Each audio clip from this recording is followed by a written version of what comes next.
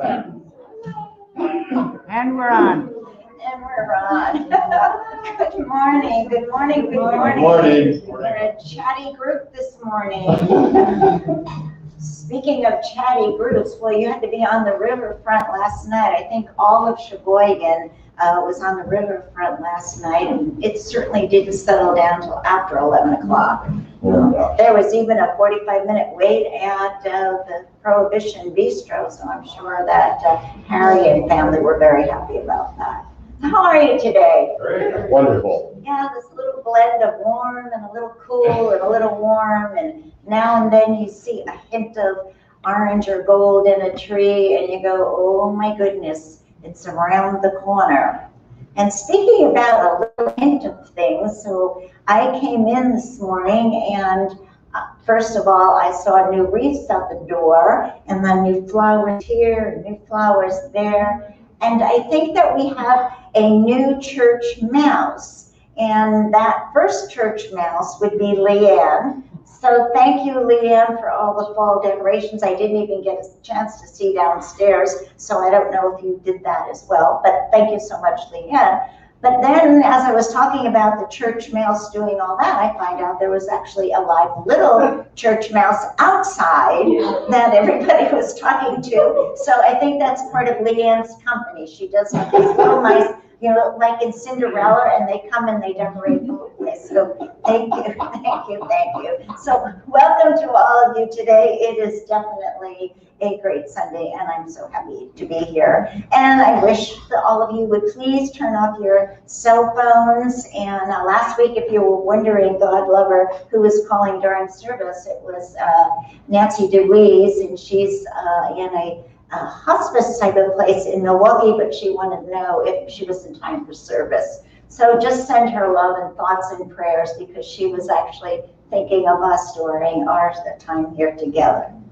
So, welcoming song, God You Are.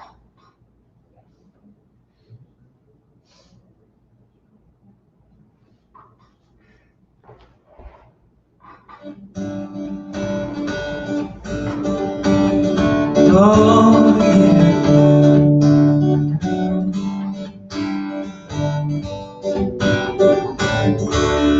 God, you are every mountain.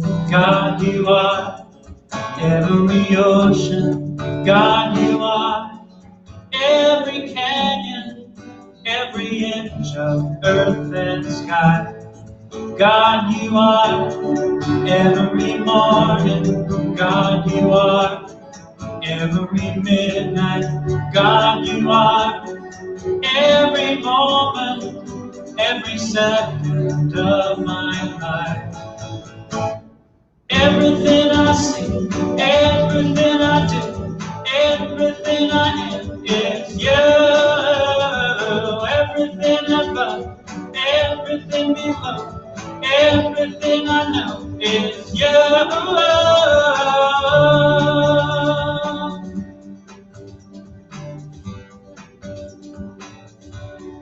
God, you are every sunrise. God, you are every moon glow. God, you are every star shine, every inch of earth and sky. God, you are every springtime. God, you are every snowfall. God, you are every season, every second of my life. Everything I see, everything I do, everything I am is you. Everything above, everything below, everything I know is you. 'Cause you are the very breath I breathe. And your perfect love created me. Everything I see, everything I do, everything I am is you. Everything above, everything below, Everything I know is you. Everything I say, everything I do, everything I am is you.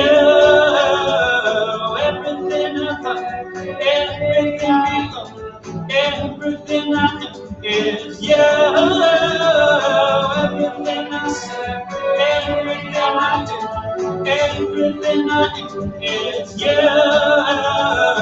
Everything I find, everything I own, everything I do is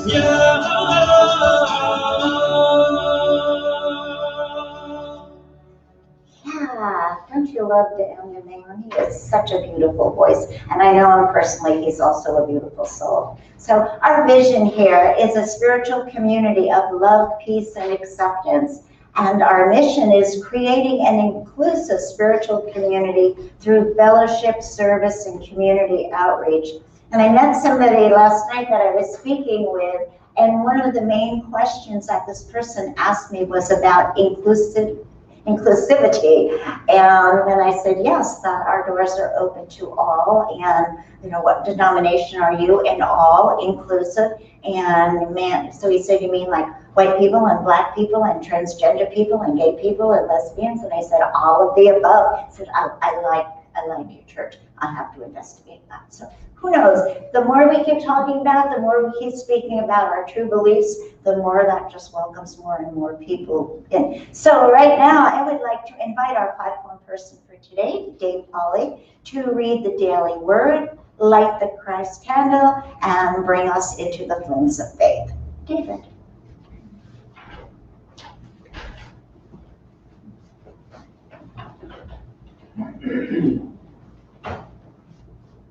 Thank you, Gabrielle. Good morning. Morning. The word for today is prosperity. Gratitude and giving are keys to my prosperity.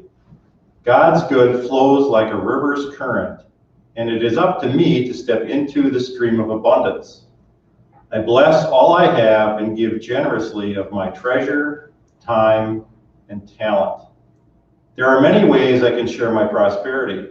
Giving money and donating items are part of my practice, as are my volunteer efforts and my willingness to lending a helping hand wherever I might be needed. I might listen to a friend, take a neighbor to an appointment, or share some food I prepared. I always look for new opportunities to give, share, and serve. Focusing on the truth of abundance keeps any fear of scarcity at bay. My practice of gratitude and giving strengthens my faith, quiets my mind, and opens my heart. And from Timothy, they are to do good, to be rich in good works, generous and ready to share. And now our lighting of the Christ candle.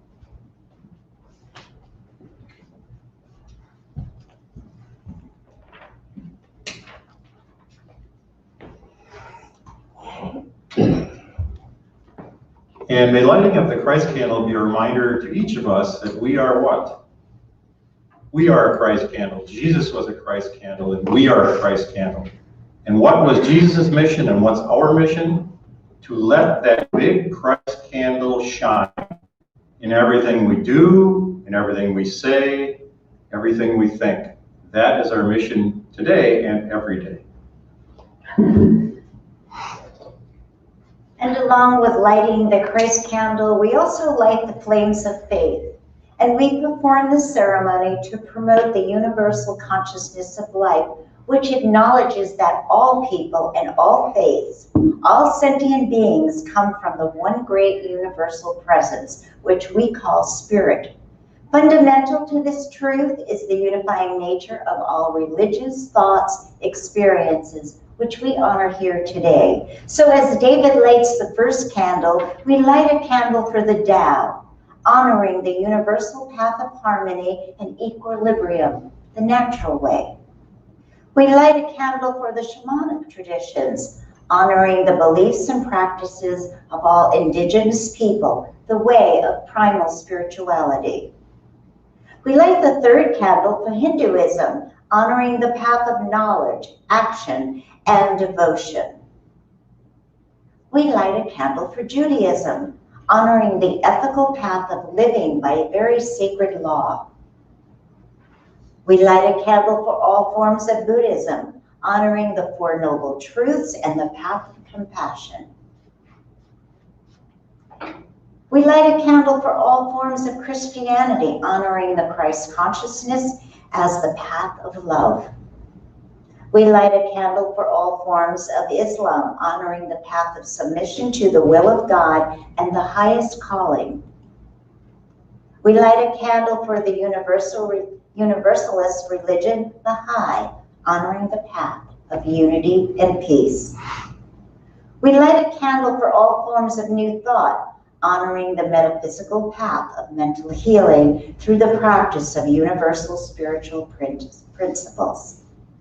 And the last candle that we light a candle for all of those who are yet unaware of the power and presence of the Spirit in their lives, and for the space that we are holding for them in this center, and for all religions unnamed in this ceremony today.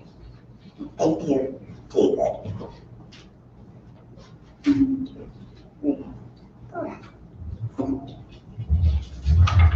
So today kind of took a different turn. It's Labor Day, and had a discussion about that last night too. And what I've learned is that men have no conception of 9 months and then Labor Day.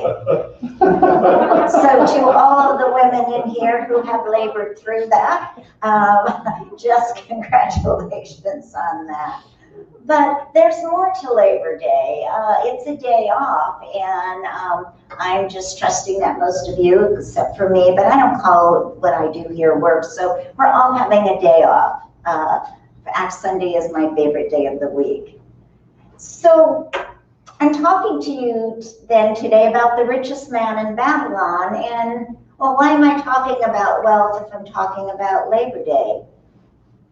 And why would I bring you a book of ancient parables in a book written in the 1920s about how to become rich? Why indeed? The Richest Man in Babylon, written by George S. Carlon, is a classic, and it has sold over 2 million copies.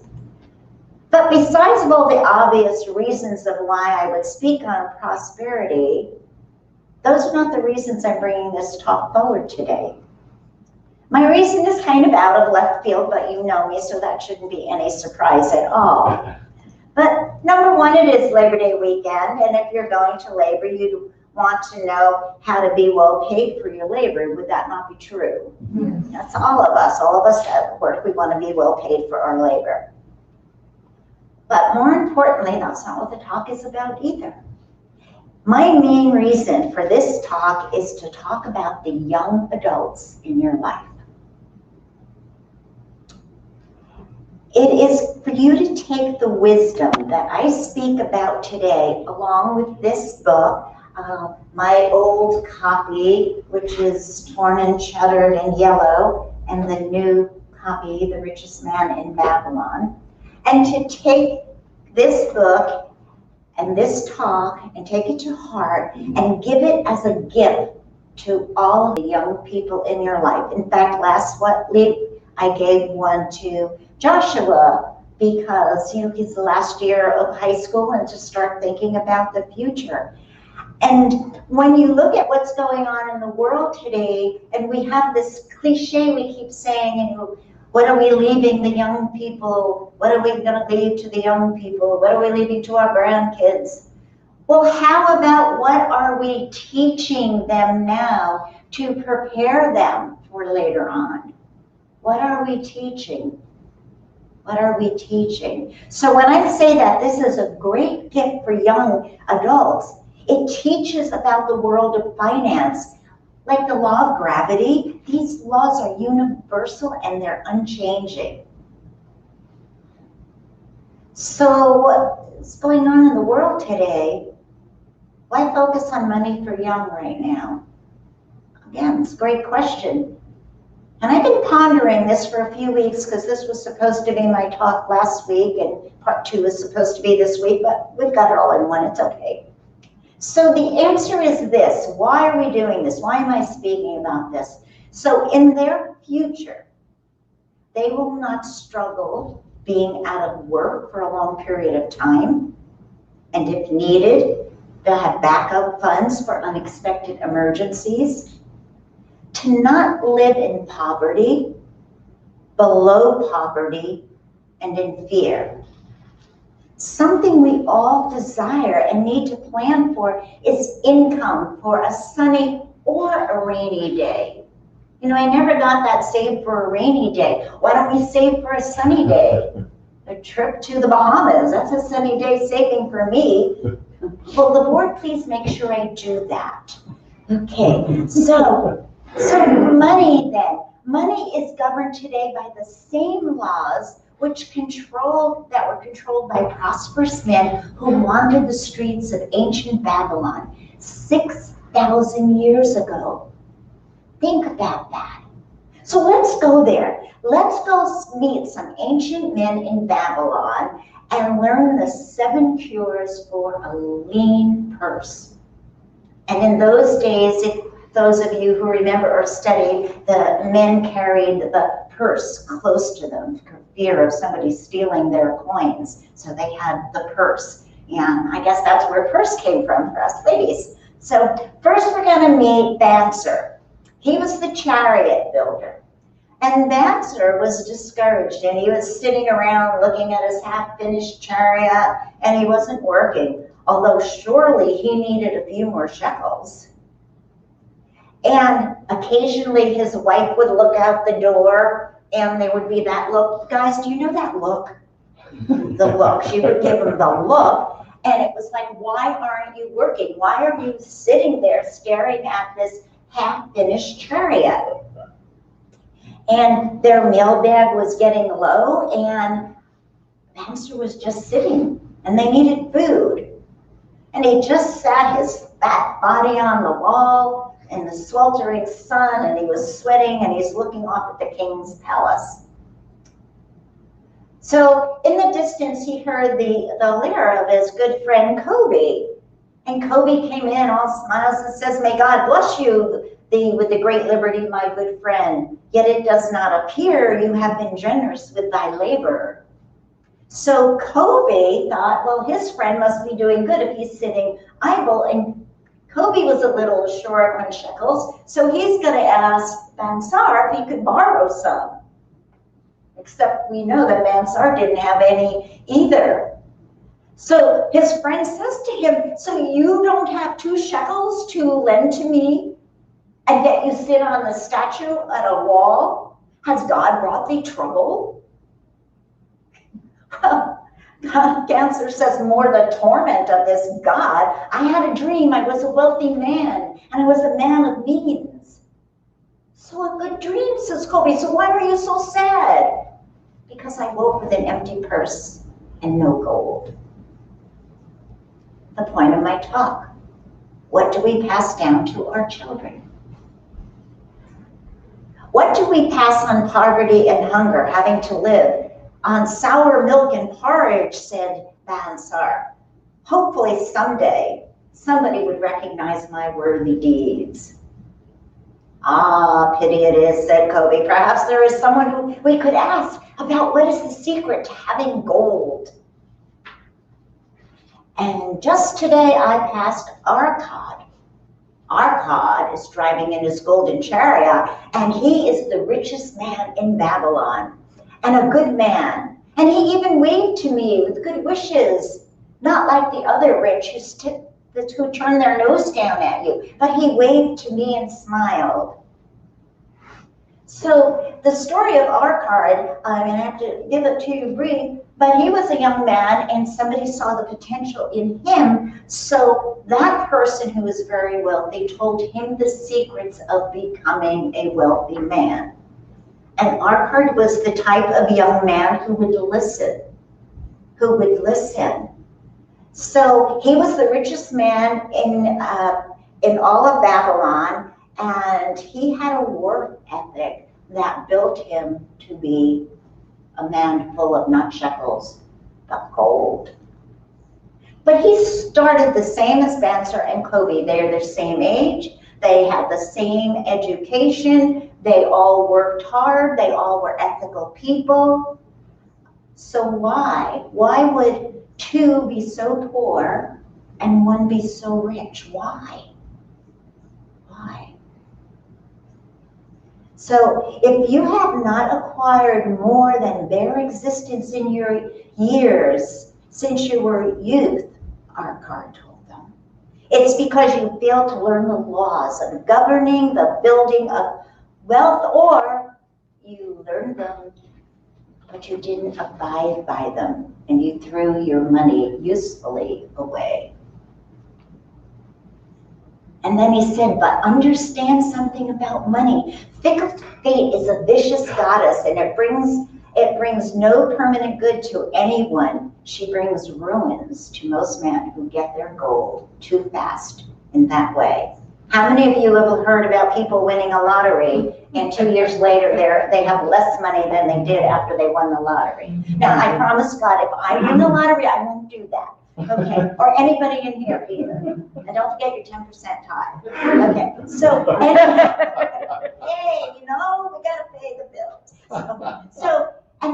So our card is saying to him, then you can't hoard what you get either.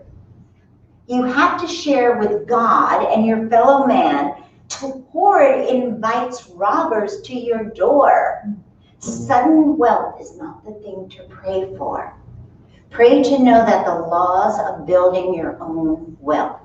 And in practitioner training, you know, the question will come in class, well, what if somebody asks us to pray for them to win a lottery? And we do not do that. What we will pray for then is for prosperity to show itself, etc., etc. But a true practitioner will never treat or pray for you to win the lottery, because that is a game of chance, and God doesn't deal in the game of chance. So they asked him, so Kobe and Banzer asked our card, would you teach us? If we bring the village men that are poor to you, will you teach us? Will you give us the secrets? And he said, you know, I would love to do that. I would be honored to teach you, he says, the 7 laws to cure a lean purse. I found the road to wealth when I learned a part of it, that all I earned, part of it was mine to keep. I learned wealth when I learned that all that I earned, part of it is mine to keep. Now, what does that mean? Part of it is mine to keep. See, we pay for people who service our food and our goods, and we pay for if the window needs fixing. We pay the other people, right? We pay for services, we pay for goods. But do we pay ourselves first? So the men were confused. They were confused because I hardly have any money and you want me to pay me? And the answer was, yes, I want you to pay you. You labor. Therefore, you have what you need already. You have a skill, right? So he said, think about the eggs. Can I have a tissue, please? Think about the eggs. Okay, so if you have 10 eggs a day, and you keep 1 and sell 9 to your neighbors, how many eggs do you have at the end of the week? 7. 7, right. So you're telling me that you're sick of eating sour porridge and you're sick of eating sour goat's milk. Well, if you kept 1 egg at the end of 7 days, your family, on let's say Sunday morning, could have 7 eggs. Is this not true? Is this not true? So if you make 10 shekels a day and save 1 a day, how many shekels do you have at the end of the week? 7, right, 7. And at the end of the month? 30. 28. 4 times 7, guys. Is 4 times 7 28, David? I'm not a math genius. But do you get my point? Do you get where I'm going? Do you understand where I'm going? So if your first month you have paid yourself 28 shekels, the rest that you earned, you live on. Now, when I had my church in New York, the first thing that we did every week, we took 10% of the money that came in and put it in the savings account to not be touched, because we were starting to build principal. Then 10% went out to tithe. Then we paid our bills, and the rest we could do other things with. So 10% to yourself, 10% to yourself. If you can start teaching that to your children now, think about that. Every time your child gets $10 for a birthday gift, $5 in their bank, you start them with a piggy bank. Start giving piggy banks as baby gifts. You start, and then you let the child that's 3 years old maybe want to buy something. But you start teaching that principle so young. So the rest you live on, you'll get along just fine and you won't miss it. Now, I've had so much money in my life, and I wished I had known this. I only learned this like 20 years ago. But I've had so much money. If I had known that then, you have no idea how wealthy I would be right now. But I'm not poor either in spirit or money, so it's fine. But had I known, had somebody taught me, the worst mistake my mother taught me is to charge things at age 16. That was not a good lesson. That was not a good lesson. So if your first month you're paid 28 shekels, the rest you live on, you will get along fine and not miss that 1 shekel a day. Do you agree with me? Yes. Yeah. How many of you wish you had known all about this when you were much younger? Yeah, right, all of us. So this is a simple truth, and truth is always simple. You know how when everything is complicated and there's all the big stories, if you go back to the truth, it's so simple. State the truth, and then all that other stuff is not necessary. So he says to them, debate amongst yourselves and come back tomorrow. So cure one then is to get rid of a lean purse, is to start to save. Out of 10, save 1. Pay yourself first. Pay yourself first. And you can start doing that today. When I came here and I used to get paid quarterly my pension money, that went directly into my savings. I never touched it. I still don't touch it. It's sitting there. Cure 2 then, so they came back the next day, and cure 1 was start by fattening of the purse. Okay, so cure 2 then, control thy expenses. Learn this truth about man, Archite said, that which each of us calls our necessary expense will grow equal to our income unless we protest to the contrary. And in other words, okay, so I can live on, okay, let's say I can live on 40,000 and I'm fine. So now all of a sudden I have 45,000. So am I saving, because I was living okay on that? Am I saving part of that? Right, no. Right, so then I can get a better car, I can get a better dress, I can get that new living room furniture, I can. And that's the mistake we made. It's not that you have to get frugal, it's not that you have to become cheap, but it's about balance. It's about balance. So control thy expenditures. And here's what Archite says to them. Confuse not the necessary expense with thy desires. Each of you together with your good families will have more desires than your earning can gratify. Even I, with all my wealth, can't buy everything I want. I couldn't go out tomorrow and buy a $250,000 house, but I live in a beautiful home and there's nothing wrong with it. So do you see what he's saying? It's just because you're starting to save and you're starting to get money, don't blow it, especially, if the kid is 21 and that Corvette is calling him, think about it. Think about it wisely. How are you guiding your children? How are you guiding the youth, your grandchildren, your nieces, your nephews? He says there are no limits to what can satisfy us. So we have to study our spending habits. You know, I have to admit, when we were in Door County, and my friend Doreen had 5 tops that she was going to buy in Chico's, and then when she got to the register, I think I told you this story, and then I know I told somebody, but anyhow, she took the first one, and that kind of wasn't her personality. I said, no, I'm not going to get that, but it was really a good sale. So, and then the next one, but then the 3 that were more like what she plays golf in and stuff, so she got those 3 and not the 5. I said, but they were so cheap, why didn't you get them? She goes, it's frivolous. And I thought, But the more I worked with this for the past 2 weeks, I said, no, that's what she was doing. Control thy expenses, thy expenditures.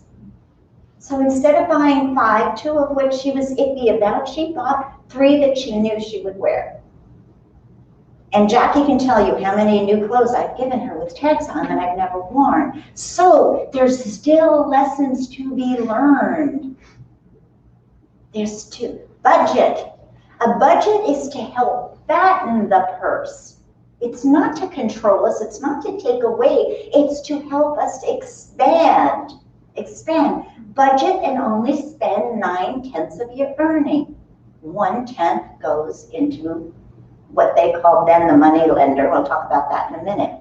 So cure 3 then, make thy gold multiply. I like that.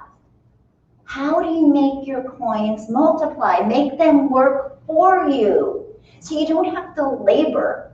You know, you can start with a bricklaying company back in 6,000 years ago, and you labor and labor and labor. But as you get income and use it wisely, then you pay people and you are not laboring.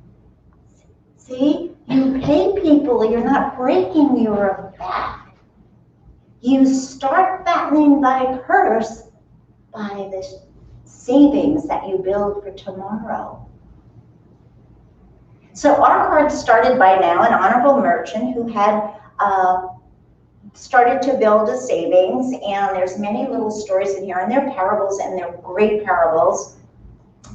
And then there was a man who had a business where he needed to get all his supplies at once. He couldn't buy them piecemeal. So he went to Archard and said, can you help me with this? And they called it what we call interest, they called rent. He said, can you rent me some money?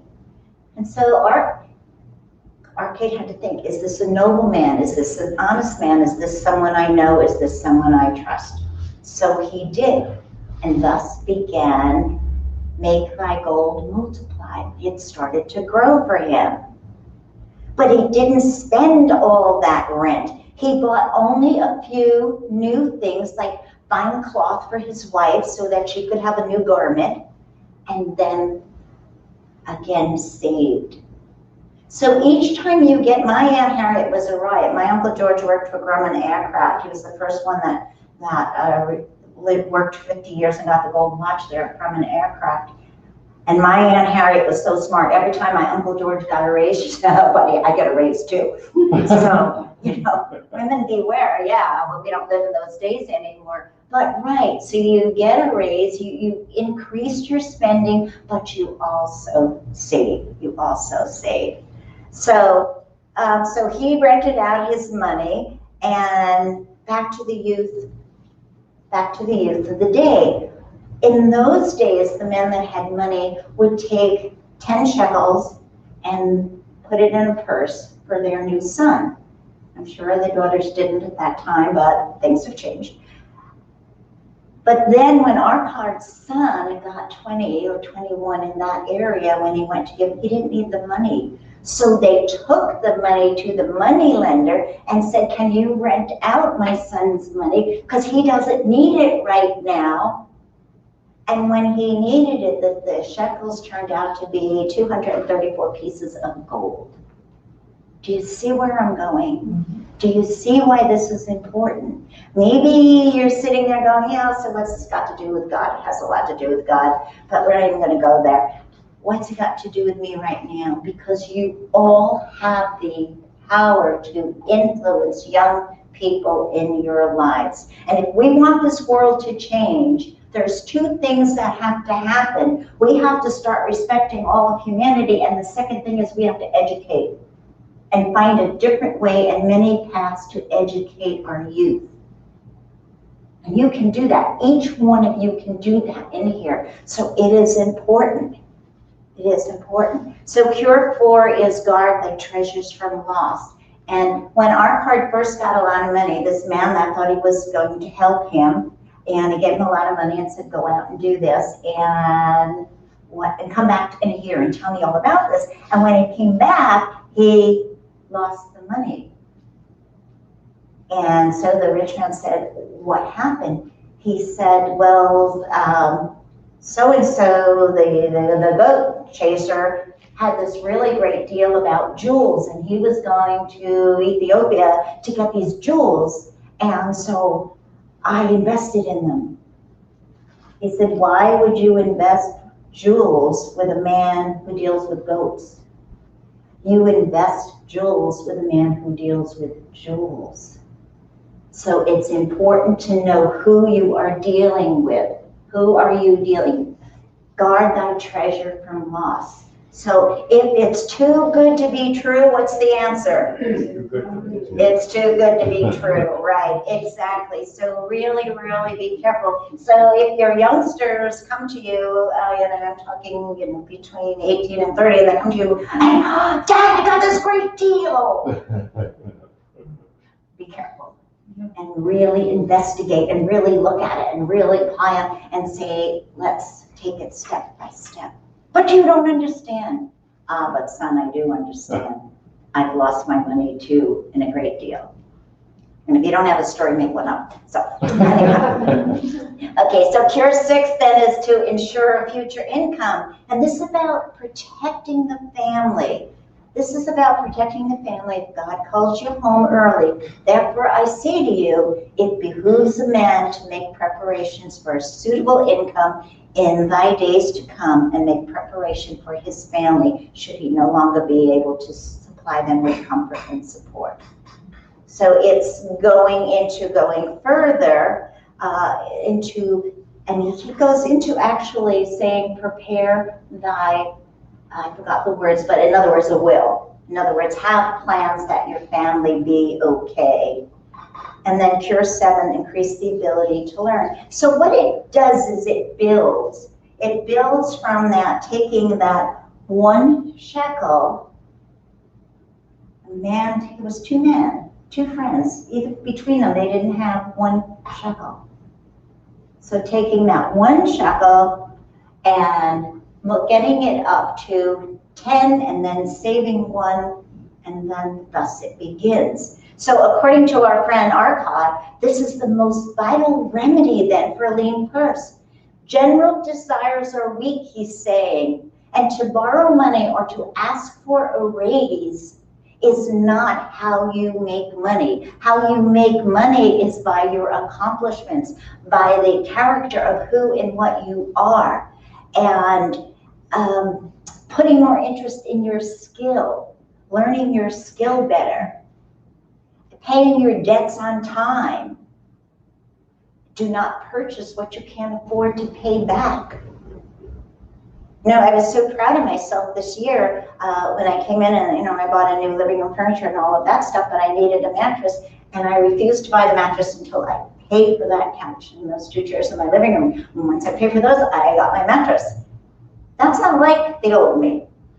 That's unlike me. I would have just charged that too. What the hell? Eventually I'll pay it. If I die, maybe you don't worry about it. So I don't do that anymore. I learned late in life, but I learned. So if I can learn late in life and you guys can learn, imagine what you can teach the youth of your families. This should be a graduation gift from everybody from high school and college. So make sure that you take care of your family so they speak highly of you. I did a wedding yesterday, and the lady had 3 sons, so I made the 3 sons part of the wedding, and they had vows to repeat and things. And it's so important because you want to unite the families. You want to unite the families, and you want them to speak. And then I challenged the new so-called stepdad, I don't like that word, but the new dad, what's your responsibility to these 3 young men? What is your responsibility to the young of America? Take care of your family so they speak highly of you, make a will of thy record. Have compassion, do deeds of kindness, share wealth to please thy gods. And even though in this particular book, it didn't have per se 10% tithe to the church because it wasn't that era, it's still that thing, and it's no, like we are a tithing church. 10% of everything in here goes out to the community and unity and to feed the poor and to help Salvation Army. The American Red Cross, we're always helping out because it's walking our talk. So when it's 10% to you, 10 or whatever, the numbers don't matter, to where you get your spiritual good. Because you can't outgive God, and that's what they're saying. He says, have compassion, do deeds of kindness, and share thy wealth to please thy gods. So, and that's all an individual, personal thing for each one of you to ponder. Practice these truths, these cures, he says, and teach thy young. So, I know it's a little out in left field today, but I really think it's important. I think about all of these kids, and I'm not talking about the people coming in on buses to break down things and all that, but I'm thinking about all of these youth out on the street, and they're trying to find something. They need something to hold on to, and each one of us has something to offer in there, and it's really important. And when Cindy Callum's children were here, her daughter and the new son-in-law to be, and they wrote me a letter after, and they said that the youth are hurting and we don't know where to go and how to turn. And I keep hearing that letter. It's on my desk, and I keep hearing it over. So my mind is on how do we do that? How do they do that? And of course, I was looking for a book, and as you know me, this one fell off my bookshelf about 3 weeks ago. So that's how these things happen for me. But we do have the books in the back, and I'm asking you. 3 of you have already done them, and you didn't even hear the talk, so I'm impressed with you. But is this not a good gift? Is this not a good gift? Is it not a good gift to have, a bunch of your nieces and nephews over and talk about it? Not as a lecture, but as, whoa, if I had only known this. And Josh, you're going to read the book, right? Mm-hmm. Yes. Poor guy. He goes, yeah, what do you think I'm going to say, Reverend Aubrey? Yes. So anyhow, let's just bring it down. Let's bring it down. Let's breathe in. Uncross the legs, uncross our arms.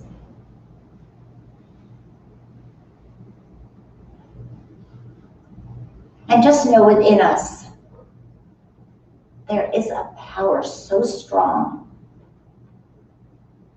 There are infinite possibilities. And know with me that our work here is not done. There is so much more to do. Looking around and see, where do I fit to make a difference in this world?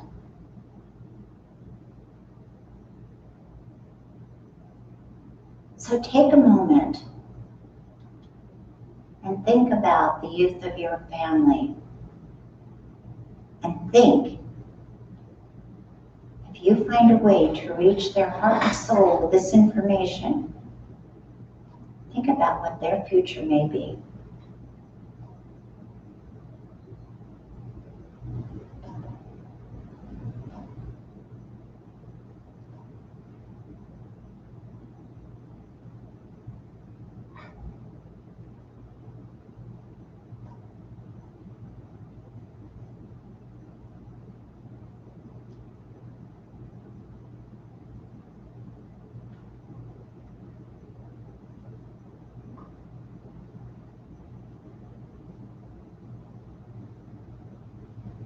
And I ask you to remember that you can never outgive God.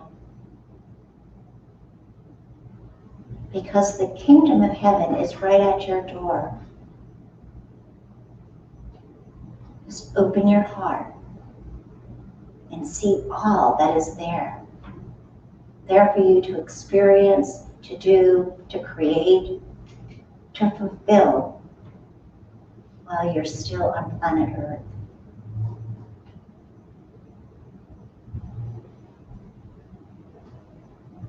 And know with me that there's so much going on at the moment that perhaps we have no say in, we can't control, we're not sure which direction.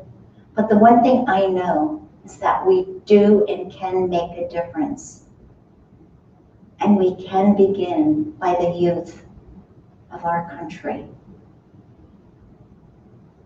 By standing up for, higher taxes to pay education, to pay teachers, to have supplies in schoolrooms, to help those that are being left behind now because of improper training. How do we help? What can we do? So you ask God, make me a bigger person, make me a better person, make me a person who can expand higher than ever thought before was possible. I challenge myself, I challenge everyone here, everyone listening. We must focus on the youth. That will be a labor of love.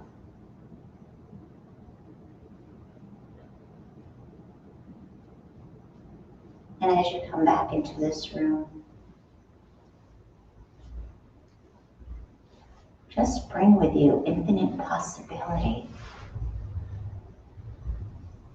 and love.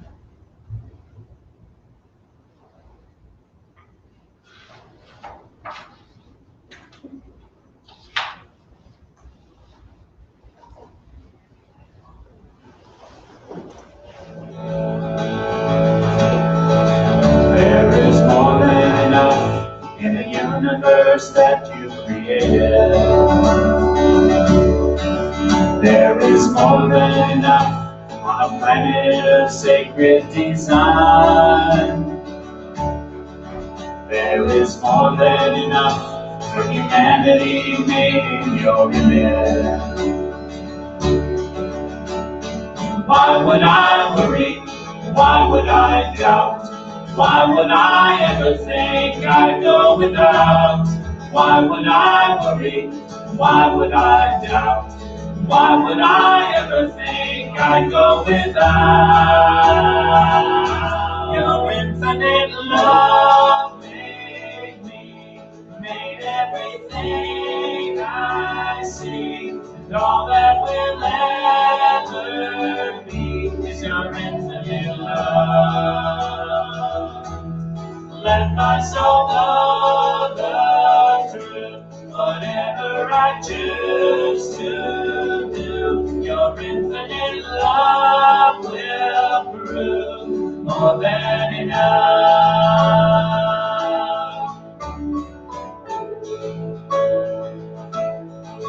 There is more than enough in a universe that you created. There is more than enough on a planet of sacred design. There is more than enough for humanity made in your image. Why would I worry? Why would I doubt? Why would I ever think I'd go without? Why would I worry? Why would I doubt? Why would I ever think I'd go without? Your infinite love made me, made everything I see, and all that will ever be is your infinite love. Let the world know the truth, whatever we choose to do, your infinite love will prove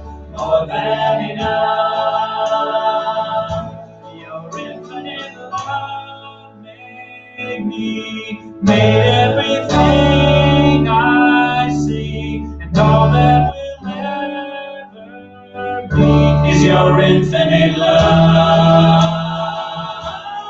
Let the world know the truth, whatever we choose to do, your infinite love will prove more than enough, more than enough, more than enough.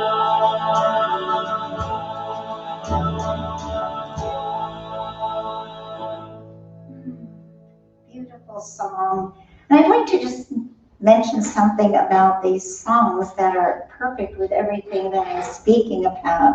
And Jules has been doing this since we've been doing songs, and I don't even ask her or check them anymore because she is doing such an amazing job. So thanks, Jules, for all the music.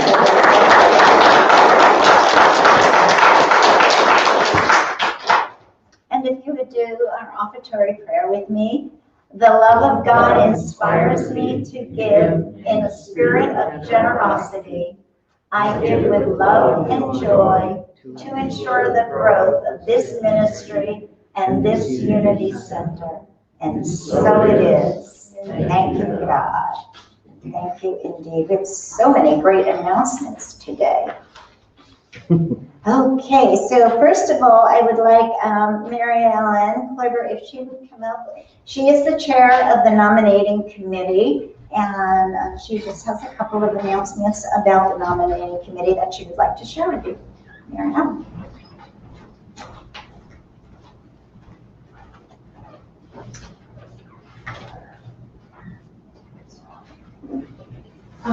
Yes, as you know, we'll be electing new board members at the end of October, and I just wanted to read some of the duties. Oh, yes.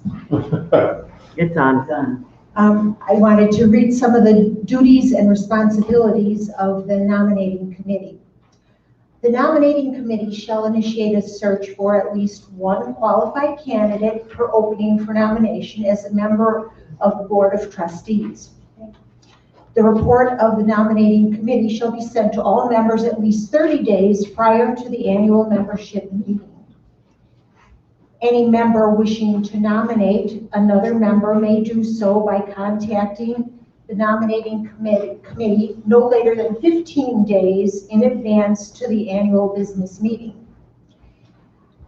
Any member not nominated by the committee may submit their names to the Board of Trustees no later than 15 days prior to the annual membership meeting, and such nominees shall then be placed on the board ballot for election at the end of the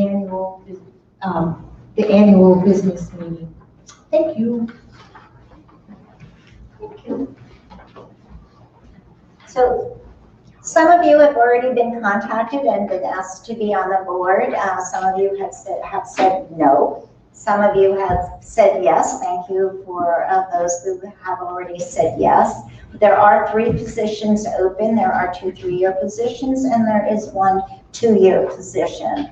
It is required that if you would like to or even have interest that you come to the September board meeting to experience 1 board meeting, and then you might have further questions that you'd like to ask to a board member.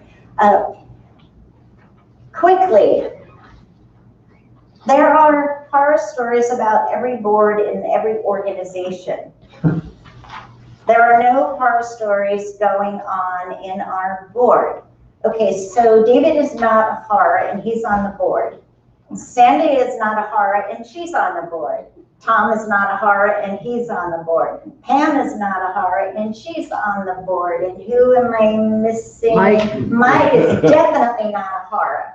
So if there might have been some horrors in ancient Babylon 6,000 years ago, that is not happening today. We have a fun board. We laugh. Do we always get along? Not always, because we're so passionate about it. But we get to the point of where is the best thing for the organization, for the church, for the center. So if you think, I don't want to be on that board, I've heard the stories, let's not go there, let's go that way, let's go forward, let's go higher up. Stand up and say yes.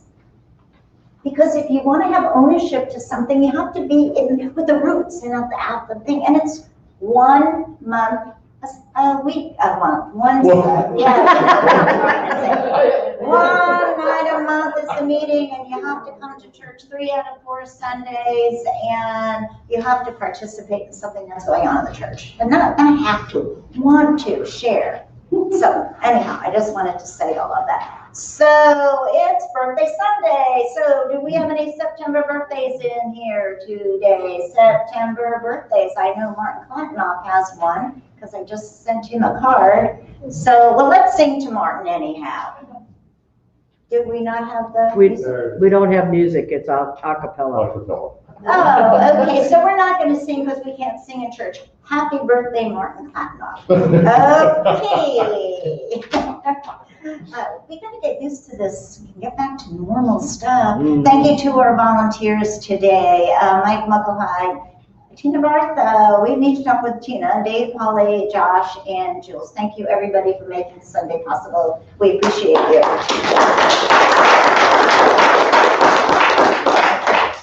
Unity World Day of Prayer. It's September 10th, 2020. Sign up in the back. Again, if there's a spot taken that you want to come, you can write your name there too, because you can double. There's plenty of chairs. It doesn't matter if 2 people are here at once. Hang on. I need somebody for 2 o'clock to 4 o'clock. I don't have anybody on the list. Anybody can be filled in. I appreciate that. Thursday, there's this Thursday, yes. 2 o'clock, 2:30, 3 o'clock, 3:34. Okay. Thank you. Sorry, Pam. Okay, a neighbor in need. We got a call from a woman who is in great need of food. So if anybody could bring in food this week, we will get that food to her. I am gonna do a grocery shopping today. It's just not somebody that comes here, and that's okay. Some lady needs food for her family, and if any of you are so inclined to do that, please bring it in during the week, and I will drop the food off or have this woman come pick it up. So She can't pick it up. Huh? She has no way to pick it up. Okay, I will get it to her. One of us will get it to her. Yeah. Okay. Okay, a big thank you to Diane Pauley.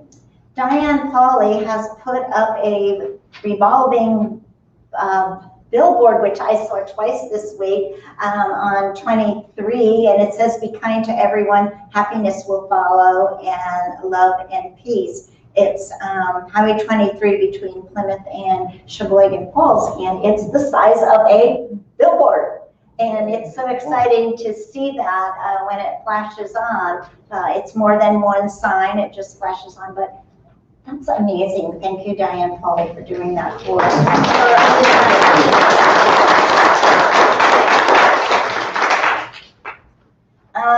Bulletin board in the office. Just a reminder to check the office bulletin board for volunteer schedules and updated information. There's also a place on there that says if you need something, if you need help, put it up there, and then we will let the congregation know. I need help. So Rodney and Ed are sick today. They have bad colds, and they were taking me to the airport early on Friday morning. So if anybody's up real early on the mornings and want to take me to the airport, let me know. That would be great. Virtual silent auction. Rodney has come forward to help Jules with that. And Veronique came forward, and she's doing the birthday cards for us. Thank you very much. And Diane Conklin is handling the books outside. So it warms my heart when I ask for someone to help us, and it comes like that. And speaking of that, we have a mailing that has to get out, and it's all set up in the back, so if anyone could stay up after Sunday celebration and help with the mailing, putting the envelopes in the thing and the stamps and all that good stuff. See you, Jules. Okay. All right. Thank you to Veronique for doing that. We already did that one. Okay, silent auction and all those. Saturday, September 12th, beginning at 9 a.m. Men's Fellowship. Saturday, September 19th, the Women's Fellowship, Women's Circle of Friends. And the Fall Book Club, okay, the book is $14.99. You need to let Jules know. We need a week's time if you want us to order them for you from Amazon, or you're going to do it yourself or do it on Kindle. It's not as great to do it on Kindle because then you can't highlight and be a part, but if you want to do it on Kindle, that's up to you. But I would prefer that you had the book. And if you pay cash for any books, please take a piece of paper and write down your name and cash so we know what that is. Man, am I forgetting anything? There's so many announcements today. I will not be here next week. John Knowles will be here, so be sure that you're here to support him. And Tom will fill in and be me. So can you dress for that, Tom? Tom will be here to dress for me. So for all of you out in live streaming land, we're going to close with a new rendition today of the Lord's Prayer, and we hope that you really like it. So can we go, Josh?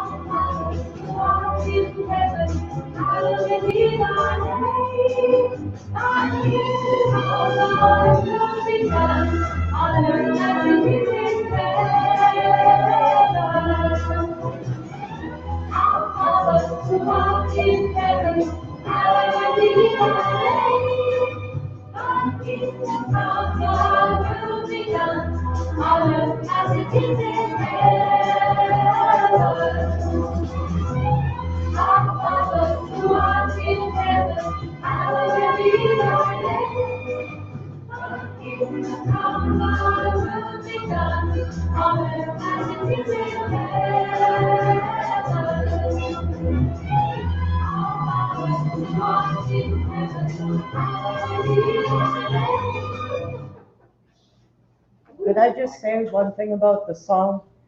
This was made in 1973.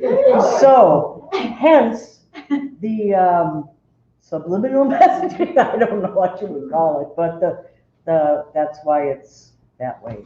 But it was a Catholic nun who did it to appeal to the younger generation at that time. So. Okay. Are we? I guess we're off. Prayer protection. Okay. God surrounds us. The love of God controls us. The power of God protects us. The presence of God watches over us. Wherever we are, God is, and all is well. And are we on live or are we off? We are on live yet. We are on live. Hi guys. We're a little mixed up today, but it's okay. I love you all. John knows we'll see you next week, and I will be back the following week. Have a great week and be well. God bless.